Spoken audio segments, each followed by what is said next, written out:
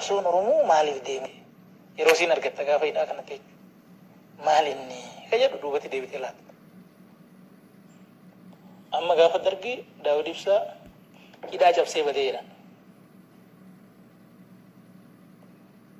Dargii harkaan namni badee isa malee ambiraa jiraa jedhee gaafa gaafadhu ambiraan agarra. Akkamitti badee namni kun kajedhu nan gaafadha.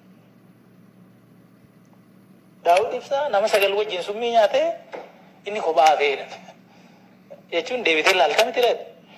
Dubbiin akkana taate namummaan summii jara nyaachisee isa ta'inaa kajedhu hin shakkita jechuudha. Waan sirra ga'e kan ammoo yeroo laaltu waa hedduu nama shakkisa. Deebitee laalta.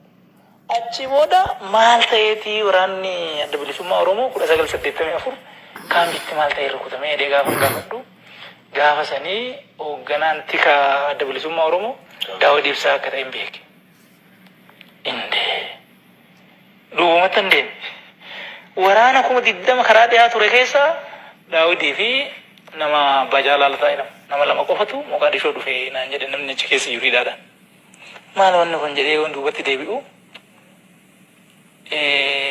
firoomni Shanee fi Wayyaanee yoomi kan eegalee ka jedhu dhufe jechuudha natti. San qofa miti achitti hin fixxu. Gaafa Galaasa Dilboo aangorraa bu'ee Daawit qabatu abaawoon lamatti cabu. Maal inni kun gaafa jennu asitti kaampaasii jirra gaafas 94 keessa akkas. Umar sirba tokko baasee ture gaafas. Naggeeffa maal inni kun hin jennu.